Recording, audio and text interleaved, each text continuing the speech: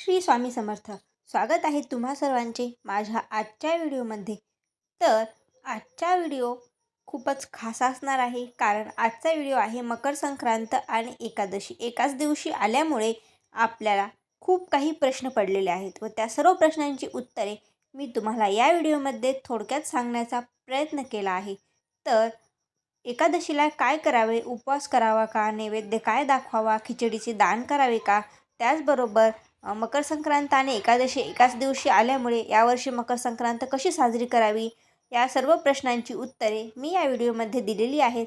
तर हा व्हिडिओ शेवटपर्यंत नक्कीच बघा आणि तुम्ही जर माझ्या चॅनलवर नवीन असाल तर चॅनलला सबस्क्राईब करा, व्हिडिओला लाईक करा आणि बेल आयकॉनवर क्लिक करा, जेणेकरून की मी जेव्हा केव्हा व्हिडिओ अपलोड करीन त्याचे नोटिफिकेशन हे तुम्हाला भेटत जाईल.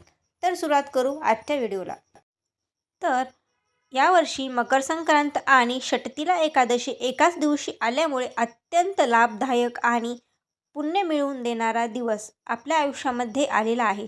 तर या दिवसाचा पुरेपूर फायदा आपल्याला घ्यायचा आहे. म्हणजेच या दिवशी आपल्याला जितके होईल तितके दान धर्म हे करायचे आहे, जेणेकरून की आपल्या आयुष्यामध्ये असलेले अडीअडचणी ह्या दूर होतील व संकटे देखील कमी होतील.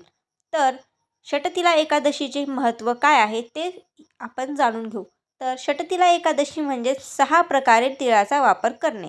तसे तर आपण मकर संक्रांतीला आंघोळीच्या पाण्यामध्ये तीळ टाकतच असतो. त्याचबरोबर भाजीमध्ये व भाकरी बनवतानाही त्यावर तीळ लावून भाकरी खात असतो. तर यावर्षी एकादशी आलेली असल्यामुळे आपल्याला मकर संक्रांतीमध्ये असे विशेष काही बदल करायचे नाहीत.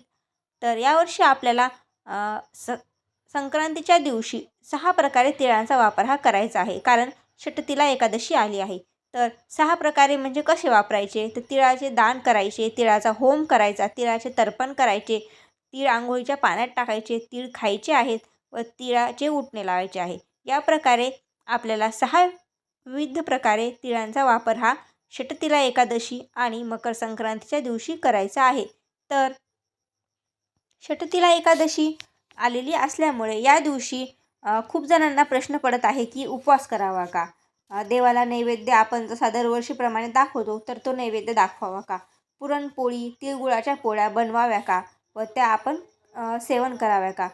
तर तुम्हाला जर एकादशीचे व्रत असेल तर नक्कीच तुम्ही या दिवशी पुरणपोळी किंवा कोणत्याही प्रकारचे अन्न ग्रहण करू नये. परंतु तुम्ही देवाला आणि सुगड पूजन केल्यानंतर त्याला या गोष्टींचा नैवेद्य दाखवू शकता. म्हणजे दरवर्षीप्रमाणे तुम्हाला देवाला पुरणपोळीचा व तिळगुळाच्या पोळीचा नैवेद्य हा दाखवायचा आहे. तसेच तिळगुळाचा लाडू तुम्हाला विठ्ठल मंदिरामध्ये जाऊन विठ्ठल रुक्मिणीच्या चरणी नैवेद्य म्हणून अर्पण करायचा आहे. हा तिळगुळाचा लाडू तुम्ही मात्र सेवन करू शकता. फक्त एकादशीचे व्रत असेल तर अन्नधान्य खाणे टाळावे. त्याचबरोबर सर्वात महत्त्वाचा आणि पूर्वीपासून चालत आलेली जी परंपरा आहे ना, खिचडी दान करायची त्याबद्दल. तर या दिवशी खिचडीचे दान करावे का, तर एकादशीच्या दिवशी तांदूळ खाणे वर्ज्य मानले जाते. तांदूळ एकादशीच्या दिवशी जर खाल्ले तर अशुभ संकेत भेटतात असे आपल्या पूर्वीपासून शास्त्रामध्ये सांगितलेले आहे. तर त्यामुळे आपल्याला एकादशीच्या दिवशी खिचडी बनवायची नाही व त्याचे दानही करायचे नाही. त्या व्यतिरिक्त तुम्ही तिळाचे गुळाचे दान करू शकता. त्यानंतर उबदार कपड्याचे दान करू शकता. तसेच जे काही गरजवंत आहेत त्यांना ज्या काही वस्तूंची गरज आहे त्या वस्तू तुम्ही दान करू शकता, जेणेकरून की तुम्हाला त्याचे पुण्यफळ हे प्राप्त होईल. फक्त यावर्षी आपल्याला मकर संक्रांतीला खिचडी दान करणे हे वर्ज्य करायचे आहे. म्हणजेच मकर संक्रांतीच्या दिवशी आपल्याला खिचडी दान करायची नाही, कारण एकादशीच्या दिवशी तांदूळ बनवला जात नाही. म्हणजे तांदूळाचा भात किंवा खिचडी घरामध्ये बनवू नये, ते अशुभ असते असे मानले जाते. तर यावर्षी मकर संक्रांत आणि एकादशी एकत्र आल्यामुळे आपण काही खास उपाय देखील करू शकतो, जेणेकरून की आपल्या घरावर व आपल्या आयुष्यामध्ये जे काही अडचणी आहेत त्या दूर होतील. तर ते उपाय काय आहे व तसाच एक उपायाचा व्हिडिओ मी आपल्या चॅनलवर अपलोड केला आहे. तर तो व्हिडिओ तुम्ही नक्कीच पहा. तर आशा करते की तुम्हाला या व्हिडिओमध्ये आवश्यक अशी माहिती मिळाली असेल.